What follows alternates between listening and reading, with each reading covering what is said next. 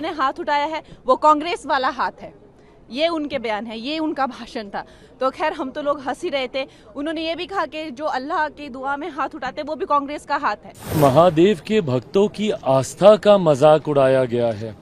बार बार उनका ये कहना, आप इसको मजाक के तौर पर ही बोल रहे थे ना, तंज के तौर पर ही बोल रहे थे ना, टॉन्ट ही आप कस रहे थे कि शिव जी ने कहा डरो मत। भगवान की जो मूर्तियां होती हैं और जो उनके चित्र होते हैं उनके सामने पूजा एक मंदिर या किसी तरह के ऐसे पवित्र स्थान पर उनको प्रतिष्ठित किया जाता है और बेंच पे रख रख के और उनको उछाल उछाल कर जो वो है भगवान, हमारे भगवानों का अपमान कर रहे थे। इस तरीके से बार बार वो तस्वीर आप वहाँ पे लहरा रहे हैं, उस तस्वीर को किस अमर्यादित तरीके से आपने टेबल के ऊपर आपने रखा हुआ है, उसके ऊपर आपने कागज रखे हुए हैं। जब दूसरी बार उन्होंने तस्वीर को निकाला तो कागजों के नीचे से निकाला। देखिए राहुल जी को जैसे मैंने कहा है वो एक अच्छा एक स्टैंड अप कॉमेडियन एक्ट था, क्योंकि उन्होंने जितने हमारे देवी देवता हैं, जितने भी हमारे भगवान हैं, सबको जो है कांग्रेस का ब्रांड एम्बेसडर बना दिया। उन्होंने कहा जो उन्होंने आशीर्वाद में हाथ उठाया है वो एक्चुअली में जो शिवजी जी ने हाथ उठाया है वो कांग्रेस वाला हाथ है, ये उनके बयान है, ये उनका भाषण था।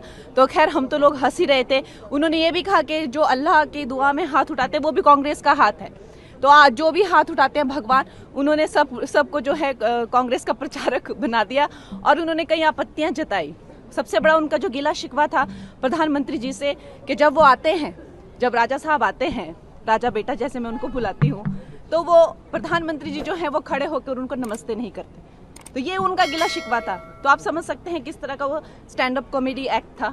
और फिर उन्होंने ये भी गिला शिकवा दिखाया कि अध्यक्ष जी पे उन्होंने जो है ये किया कि जब वो हेलो करते हैं तो हमारे प्राइम मिनिस्टर जी को वो जिस उससे करते हैं, इन राजा बेटा को वो सम्मान नहीं मिलता है। तो खैर मुझे तो लगता है कि और उनसे क्या उम्मीद की जा सकती है। कंगना जी, हिंदू धर्म को हिंसक कहा राहुल गांधी ने, आपको लगता है कि पूरे हिंदू धर्म के लोगों को ठेस पहुंचाने के लिए इस तरीके की बातें सदन में की गई? देखिए, जो उनका सारा ही भाषण बहुत आपत्तिजनक था। एक तो वो सारे प्रिंट आउट्स लेके आए थे, हमारे भगवान जो हैं शिव जी, उनको डेस्क पे रखा हुआ था। हम सब जानते हैं कि भगवान की जो मूर्तियां होती हैं और जो उनके चित्र होते हैं उनके सामने पूजा एक मंदिर या किसी तरह के ऐसे पवित्र स्थान पर उनको प्रतिष्ठित किया जाता है और बेंच पे रख रख के और उनको उछाल उछाल कर जो वो है भगवान, हमारे भगवानों का अपमान कर रहे थे।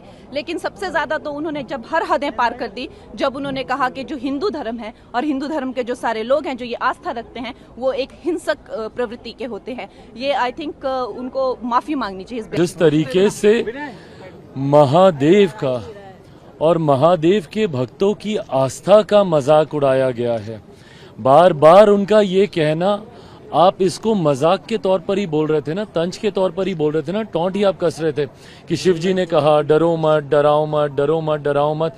बार बार ये कहना कि शिव जी ने कहा, शिव जी ने कहा, बार बार उस तस्वीर को, भाई ये कोई पॉलिटिकल मंच नहीं है, ये सदन है। सदन की एक अपनी गरिमा होती है और बहुत से लोग हैं जो कि शिव भक्त हैं, मैं खुद उनमें से एक हूं।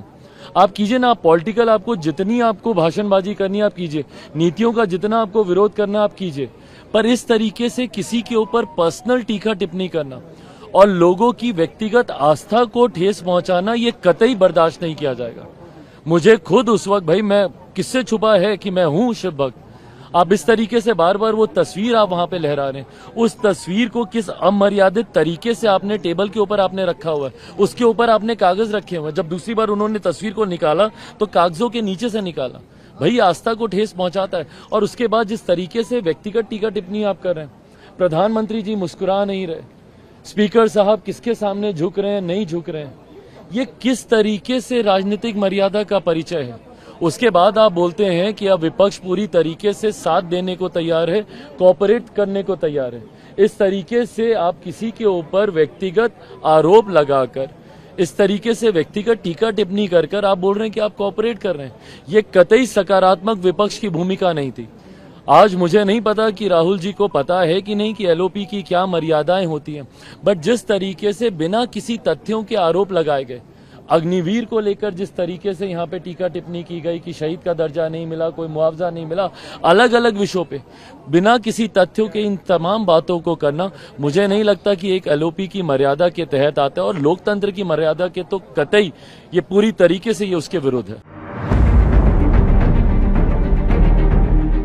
CEN न्यूज, देश प्रदेश की ताजा तरीन खबरों के लिए CEN न्यूज को सब्सक्राइब करें और रहें पल पल की खबर से हर पल बाखबर।